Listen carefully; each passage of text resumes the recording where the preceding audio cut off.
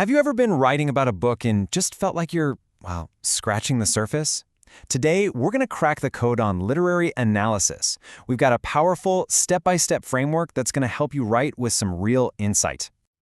I mean, that's the big question, isn't it? You finish a book, your head is just buzzing with all these ideas, but then how do you get all of that into a compelling, smart essay?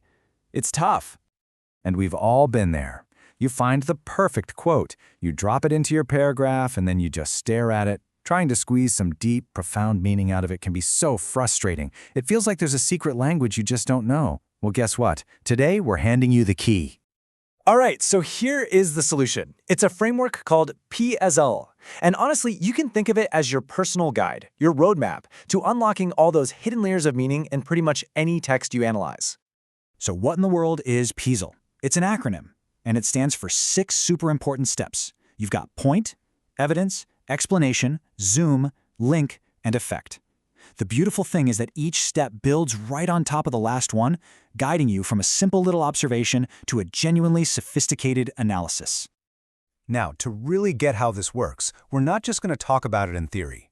We're going to roll up our sleeves and walk through every single one of these 6 steps using a classic example from Robert Louis Stevenson's The Strange Case of Dr. Jekyll and Mr. Hyde. And here it is. This is the quote we're going to be working with, straight from Dr. Jekyll himself. I concealed my pleasures. It looks pretty simple, right? I mean, it's just 4 words. But you are about to see just how much meaning we can unpack from this using PEEZLE. Okay, everything kicks off with your point. This is your main argument. It's the big idea that you're trying to prove. Think of it as the foundation for everything else you're about to build. So, using our quote, a really strong point would be something like this. Stevenson presents Jekyll as a man deeply repressed by Victorian expectations. See how that's clear? It's arguable. It gives our whole analysis a clear direction right from the start. Of course, you can't just make a great point and walk away. You need to back it up, and that's where evidence comes in.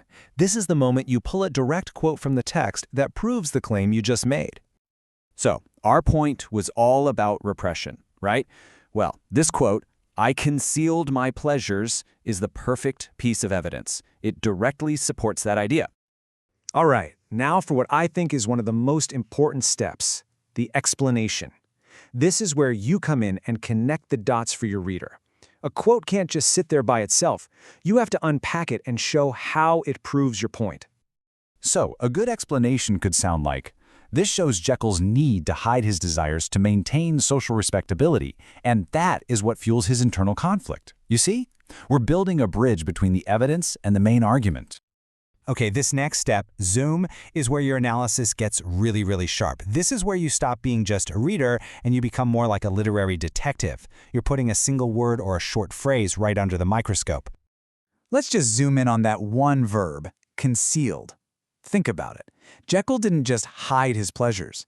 To conceal something, well, that implies shame, doesn't it? It implies a deep need for secrecy, and it's dripping with the fear of being judged by society. That single word choice carries so much weight. So now that we've zoomed way in, the next step, link, asks us to zoom back out. How does this tiny little detail that we just analyzed connect to the bigger picture? We're talking historical context, major themes, or even the author's overall message.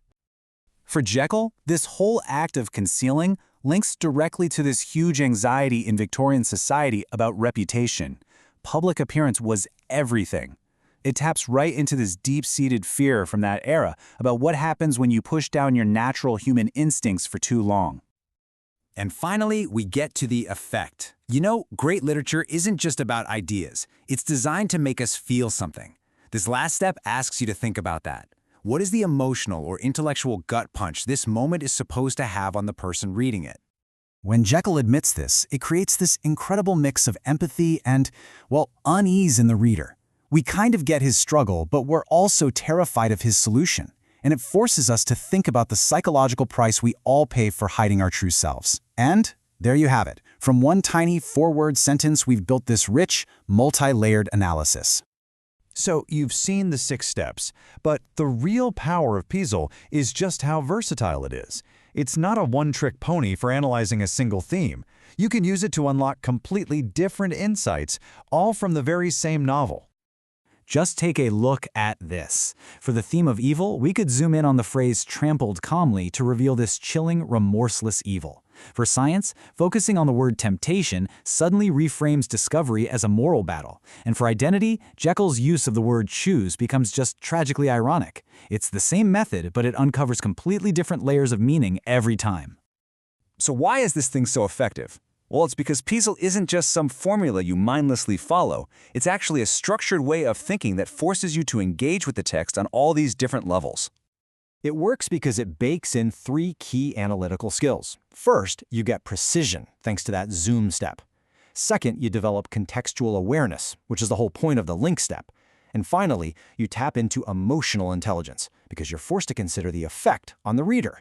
It's a really comprehensive approach, just disguised as a simple acronym. So there you have it.